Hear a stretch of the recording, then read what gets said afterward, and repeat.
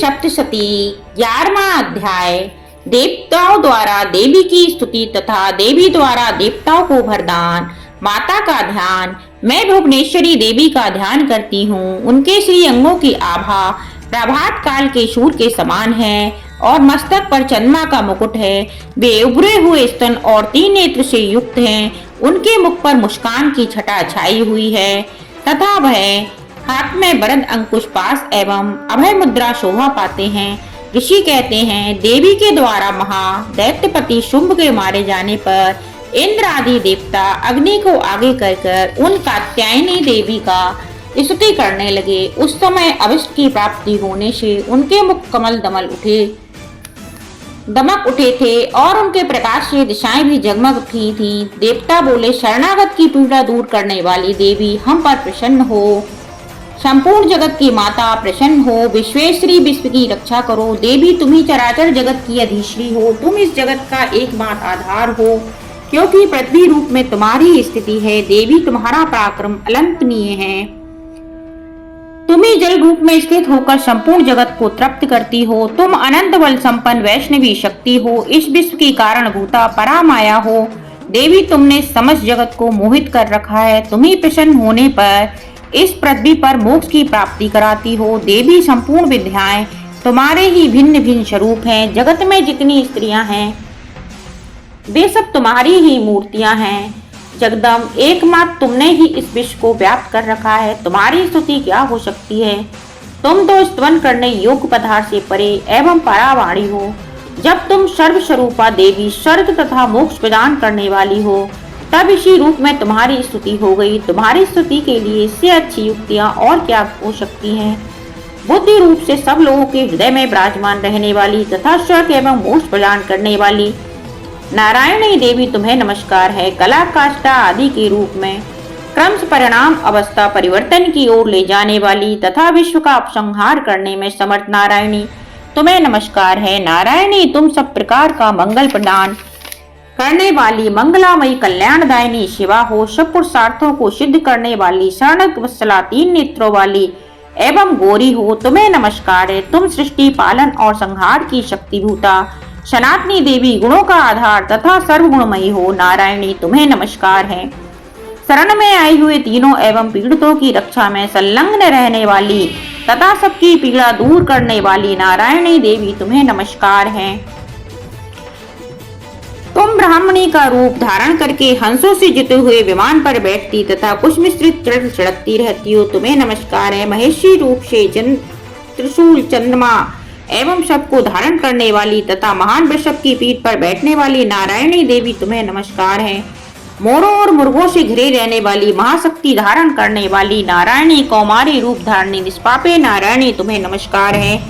शंख चक्र गदा और षडांग धनुष रूप उत्तम आयुधों को धारण करने वाली वैष्णवी शक्ति रूपा नारायणी तुम प्रसन्न हो। तुम्हें नमस्कार है। हाथ में भयानक महाचक्र लिए और दानों को धरती से उठाए बाहरी रूप धारणी कल्याणमयी नारायणी तुम्हें नमस्कार है। भयंकर नारसिंह से दैत्यों के वध के लिए उद्योग करने वाली तथा त्रिभुवन की रक्षा में संलग्न रहने वाली नारायणी तुम्हें नमस्कार है। मस्तक पर किरीट और हाथ में महावज्र धारण करने वाली सहस्र नेत्रों के कारण उद्दीप्त दिखाई देने वाली और वृतासुर के प्राणों का अपहरण करने वाली इंद्र शक्ति रूपा नारायणी देवी तुम्हें नमस्कार है। शिवद्युति रूप से दैत्यों की महती सेना का संहार करने वाली भयंकर रूप धारण तथा विकट गर्जन करने वाली नारायणी देवी तुम्हें नमस्कार है। ताणों के कारण विकराल मुख वाली मुंडमाला से विभूषित मुंड मर्दनी चामुंडा रूपा नारायणी तुम्हें नमस्कार है। लक्ष्मी लज्जा महाविद्या सिद्धा पुष्टि सुधा ध्रुवा महारात्रि तथा महाविद्या रूपी नारायणी तुम्हें नमस्कार है। मेधा सरस्वती बड़ा श्रेष्ठा भूति ऐश्वर्य रूपा बाबरी भूरे रंग की अथवा पार्वती तामसी महाकाली नेता संयम परायणा तथा ईशा शब की अधिश्री रूपणी नारायणी तुम्हें नमस्कार है। सर्वस्वरूपा सर्वरेश्वरी तथा सब प्रकार की शक्तियों से संपन्न दिव्य रूपा दुर्गा देवी सब भयों से हमारी रक्षा करो। तुम्हें नमस्कार है।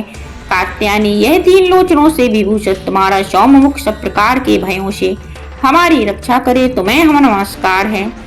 भद्रकाली ज्वालाओं के कारण विकराल प्रतीत होने वाला अत्यंत भयंकर और समस्त असुरों का संहार करने वाला तुम्हारा त्रिशूल भय से हमें बचाए, तुम्हें नमस्कार है। देवी जो अपनी ध्वनि से संपूर्ण जगत को व्याप्त करके देवताओं के तेज को नष्ट कर देता है, वह तुम्हारा घंटा हम लोगों की पापों से उसी प्रकार रक्षा करे जैसे माता अपने पुत्रों की बुरे कर्मों से रक्षा करती हैं। चंडकी तुम्हारे हाथ में सुशोभित खड्ग जो असुरों के रक्त और चर्बी से चर्चित है, हमारा मंगल करे, हम तुम्हें नमस्कार करते हैं। देवी तुम प्रसन्न होने पर सब रोगों को नष्ट कर देती हो और कुपित होने पर मनोवांछित सभी कामनाओं का नाश कर देती हो। जो लोग तुम्हारी शरण में जा चुके हैं उन पर विपत्ति तो आती ही नहीं। तुम्हारी शरण में गए हुए मनुष्य दूसरों को शरण देने वाले हो जाते हैं।